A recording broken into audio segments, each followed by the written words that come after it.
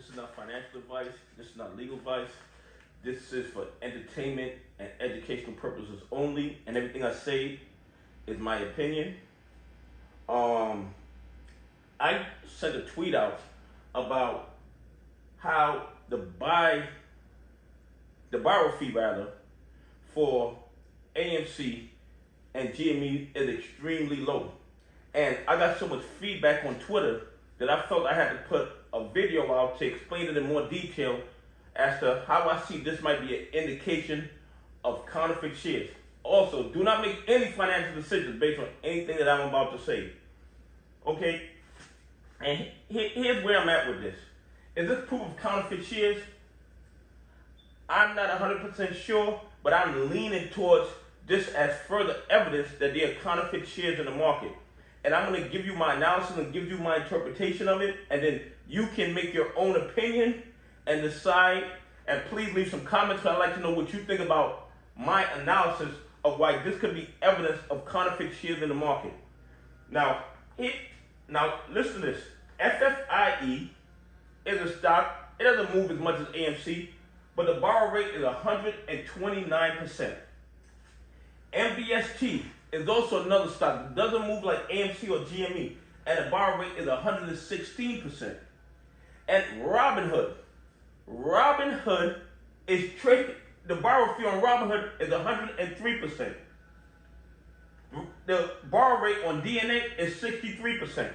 Now, none of these stocks are as volatile as AMC and GME. None of these stocks move like AMC and GME. Yet, their borrow rate is extremely elevated, extremely high. AMC, as of today, their borrow rate is 6%. GME, as of today, their borrow rate is 8%. Now, the more volatile a stock is, the more risky a stock is, that's what increases the borrow rate. So, if a stock is volatile as AMC, where the hedge fund, the market maker, whoever's the broker, whoever's loaning the stock, they're taking a risk, a very high risk, because AMC can go extremely up in one day. So if a stock is volatile as AMC and GME, how can they lend it at 6% while lending Hood at 103%? How is that even possible? And the only logical explanation in my mind is that they're not lending real shares. They're not lending real shares. They're just fabricating counterfeit shares and putting them into the market. Because if you had real shares that could really explode in price at any given time, there's no way you're lending it at 6%. There's no way you're lending it at 8%. I mean, it's illogical. It's very, very illogical for somebody to have any kind of property that has any value that can go up in price at any given time and lend it at such a low interest rate. And I'm going to give a comparison here. You got somebody with a FICO score of 750. They're more reliable, they're more stable, so they get a low interest rate. Somebody who has a 550 FICO score, their interest rate might be 50%, while a person with a 750 FICO score, their interest rate is only 3%.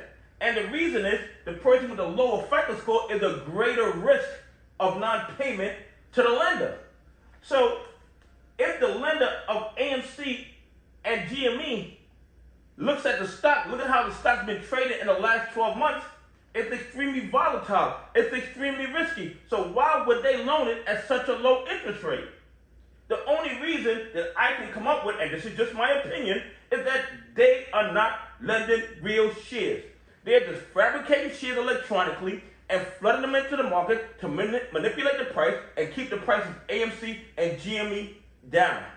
Okay? It doesn't make logical sense whatsoever to have a product as volatile as AMC, as volatile as GME, and being able to lend it at this price if you were lending real shares.